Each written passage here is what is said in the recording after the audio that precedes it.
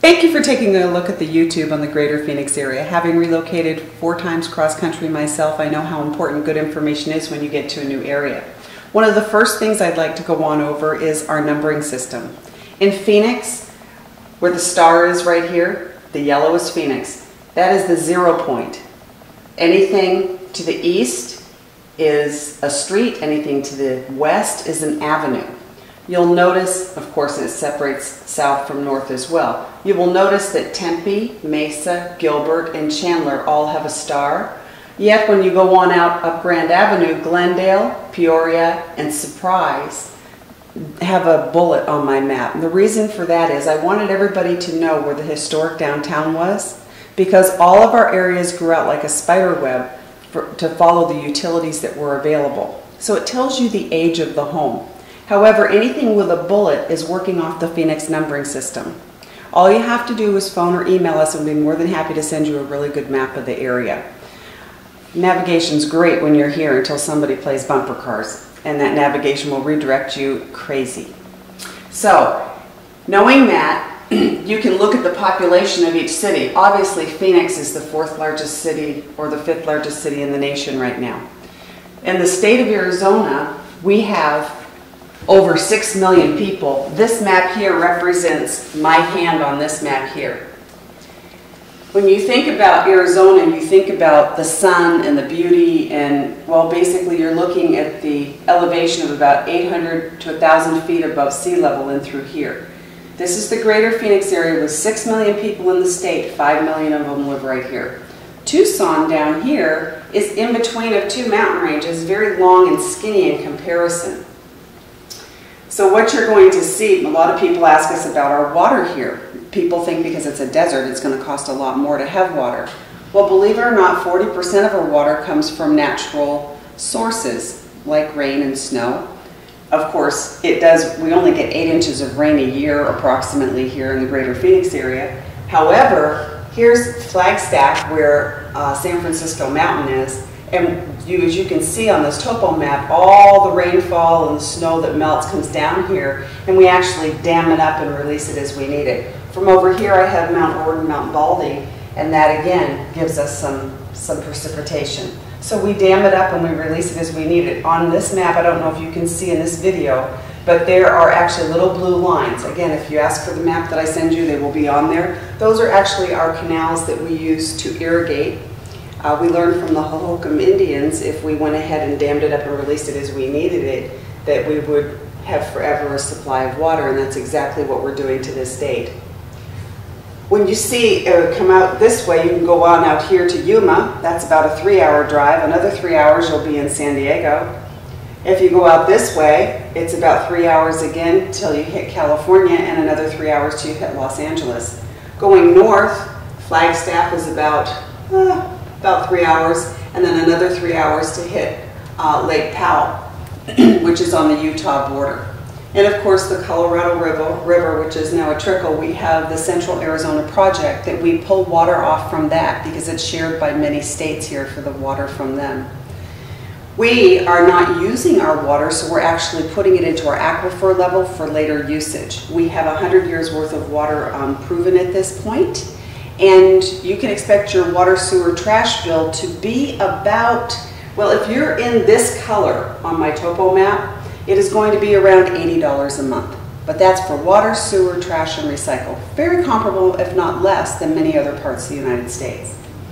When you get up into Carefree and Cave Creek, and you get over out into Apache Junction, or you get where you're starting to climb upwards, we now have to pump it. So it costs a little bit more to do that. Many people don't realize, I don't know if you've ever heard of Anthem, but Anthem literally is right here on the map. And I can show you it better over here, because here it is here, Anthem. What people don't know when they first developed that area is it took them 5 years to get water to that location. So they actually had to buy rights from the Indians and whatnot, and they tunneled under, which told me immediately that they were going to start out with inexpensive water and it was going to get much, much more expensive. And that has in fact been the case. You're looking at about $300 a month there, just for an average, 3 or 4 bedroom house. So it's important to pay attention to those things, especially if you're moving on a fixed income. My lowest tax base in the whole greater Phoenix area would be probably Mesa, and I have the most choices of homes there for people that are looking for retirement, and if they don't care if it's an older home, because Mesa is not a new city. I think if you're looking for much newer, you'd be looking for the Chandler or Gilbert area, possibly the Avondale Goodyear. Your land values on the north are much more expensive. However, we have beautiful areas in Peoria and Scottsdale and North Phoenix. Now Scottsdale, as you can see, there's no little white spots really left there anymore. And you can see that in Chandler and Gilbert, those little white spots are still there. That's because we don't really annex in land, the cities don't, because they don't want to take care of the roads and provide all the services unless they've got people paying taxes. So that tells you when you look at my map which areas are just about built out, which areas are built out. And these little pockets in through here are just county pockets. With the exception of Sun City and Sun City West, they don't have any schools at all. That is a 55+ retirement community. Imagine in Sun City you had to be 55 in 1970. Sun City West, that came out around about 80, mid-80s. And then Sun City Grand is actually in the city of Surprise, and it goes on both sides of the 303 here, and that's a new highway. Grand and Bell are the other two borders of that. And they do pay some school taxes. The taxes are not exorbitant out there, but they, I wanted you to know that that was still a possibility because there are schools all the way around. And you had to be, I think it was 1992 or 3 that they started building out there, and they're just about complete at this point. I have other retirement communities down in through here, south of Litchfield Park. This is Luke Air Force Base where we train our fighter pilots. So living on the west side of town, which remember I talked about Phoenix being the 0 point basically for what everybody talks about, north, south, east, and west. So whenever we say west, I'm west of downtown Phoenix. And so if the planes would bother you, you probably wouldn't want to live there. Personally, I like the sound of those after 9/11. We also have a big trucking industry here. We have Swift and Knight, which are along the downtown areas and through here. We also have the main distribution for Walmart out here for the western region of the United States, and they are located right here in Buckeye.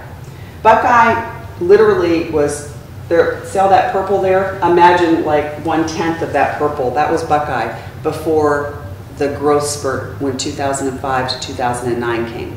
In that time frame, they actually approved 558,000 lots, which equates to a little over 1 million people that would eventually live there.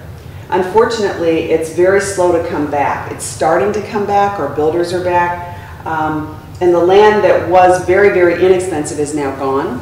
However, there are some areas that still will be developed out here. The problem is you just don't have your services yet.